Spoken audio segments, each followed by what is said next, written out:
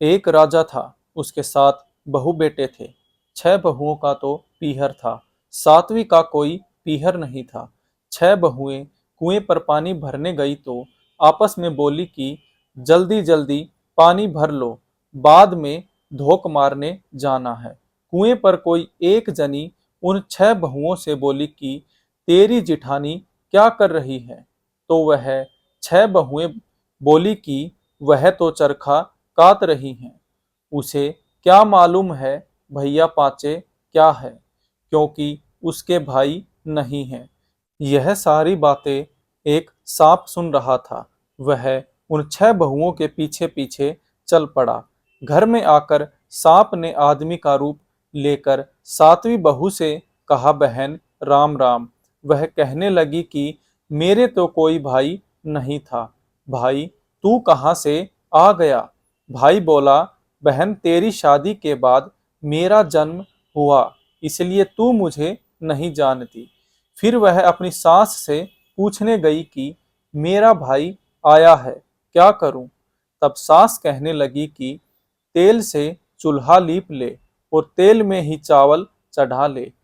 ऐसा करने पर ना तो चूल्हा सूखा और ना ही चावल पके। फिर पड़ोसन से पूछने गई और पड़ोसन के बताने पर मिट्टी से चूल्हा लीपकर पानी में चावल चढ़ाए। दाल चावल बनाकर घी बूरा मिलाकर उसने अपने भाई को जिमाया।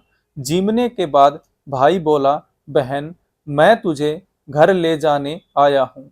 बहन को साथ लेकर जब भाई जंगल में बहन से बोला कि अब मैं सर्प बनूंगा और तुम डरना नहीं, मेरी पूंछ पकड़कर बाम्बी के अंदर मेरे पीछे पीछे आ जाओ। बाम्बी में पहुंचने के बाद भाई बहन बोलने लगे, हमारी बहन आई है। भाभी बोली, हमारी ननद आई है। भतीजे बोले, हमारी बुआ आई है।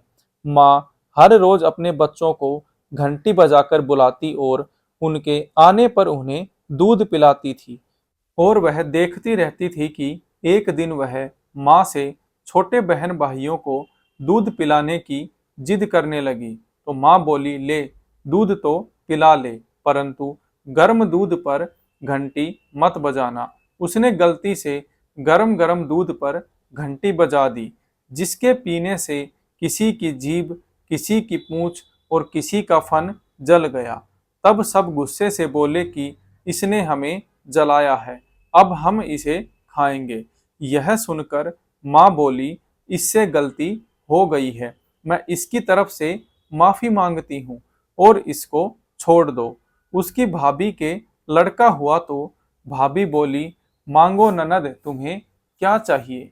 ननद के मांगने पर भाभी ने अपना 9 लखा हार ननद को दे दिया और कहा कि अगर तुम यह पहनोगी तो हार ही रहेगा, यदि कोई और पहनेगा तो उसके गले में सर्प बन जाएगा। राजा का लड़का उसे लेने आया तो उसने भगवान से प्रार्थना की कि हे भगवान, उस बाम्बी की जगह महल चौबारे बना दो। जब उन्हें वहां रहते रहते 2.5 दिन हो गए तो राजा का लड़का पत्नी को लेकर जाने के लिए बोला। विदा करते समय उन्होंने उसे बहुत दास दासी, हाथी घोड़े, धन दौलत देकर विदा किया, परंतु जाते समय राजा का लड़का अपनी धोती भूल गया और रास्ते में याद आने पर लड़का अपनी पत्नी से बोला कि मैं अपनी धोती वापिस लेकर आता हूँ। तब पत्नी बोली कि उन्होंने हमें इतना सब कुछ विदाई में दिया है, फिर भी अपनी पुरानी धोती लेने जाओगे तो मेरी भाभियां क्या कहेंगी? उसने कहा कि ऐसा नहीं होता है कि नई मिल जाने पर पुरानी छोड़ देनी चाहिए, और मैं तो अपनी पुरानी धोती जरूर ही लेकर आऊंगा। और राजा के लड़के ने वहां जाकर देखा कि न तो वहां पर कोई महल है, न चौबारा, और न उसकी धोती कीकर के पेड़ पर लटक रही है। यह देखकर राजा का लड़का पत्नी पर तलवार तानकर खड़ा हो गया कि या तो सब सच सच बता, नहीं तो मैं तुझे मारूंगा। तब पत्नी ने राजा के लड़के को बताया कि कुएं पर पड़ोसन देवरानी जिठानी बोली मार रही थी कि मैं भैया पाचे क्या जानूं, क्योंकि मेरे तो पीहर ही नहीं था। यह सब सर्प देवता सुन रहे थे और वही मेरे धर्म भाई बने। आपके आने की सुनकर मैंने तो भगवान से सिर्फ 2.5 दिन का पीहर मांगा था।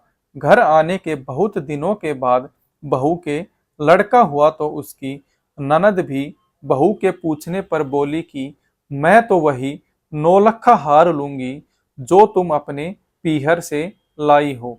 तब बहू बोली तुम और कुछ भी मांग लो, मैं सब दे दूंगी। यह मेरे 2.5 दिन के मांगे पीहर का हार है। अगर मैं यह पहनूंगी तो सोने का रहेगा, कोई और पहनेगा तो सर्प बन जाएगा। तब ननद बोली कि मैं लूंगी तो यही हार, नहीं तो कुछ नहीं लूंगी। तब बहू ने हार ननद को दे दिया। जब ननद हार पहनने लगी तो वह सर्प बन गया। यह देखकर बहू बोली मैंने तो तुम्हें पहले ही बता दिया था कि यह मेरे 2.5 दिन के मांगे पीहर का हार है।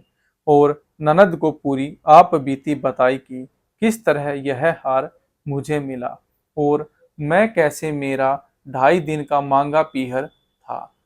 यह सब सुनकर ननद बहू से बोली कि भाभी, क्या सच में ही भैया पाचे में इतनी सच्चाई है? विश्वास नहीं होता। तब बहू के ससुर ने, जो कि एक राजा थे, नगर में ढिंडोरा पिटवा दिया कि लगते श्रावण की पंचमी को सब कोई भैया पाचे मनाएंगे।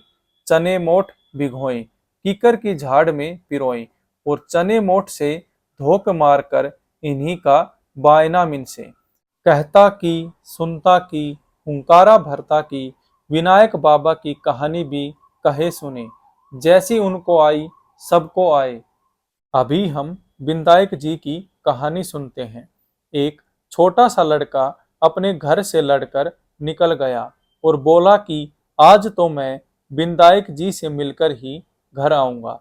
तब लड़का चलते चलते उजाड़ में चला गया तो विनायक जी ने सोचा कि इसने मेरे नाम से ही घर छोड़ा है, इसलिए इसे घर भेजना अति आवश्यक है, नहीं तो जंगल में इसे शेर वगैरह खा जाएंगे।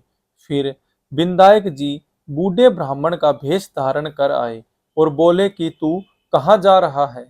तब वह बोला कि मैं विनायक जी से मिलने जा रहा हूँ। तब वह बोले कि मैं ही विनायक जी हूँ, मांग तू क्या मांगता है, परंतु एक बार ही मांगना। वह लड़का बोला कि क्या मांगू? अन्न हो, धन हो, हाथी की सवारी हो, महल बैठी स्त्री हो, जैसे फूल गुलाब का।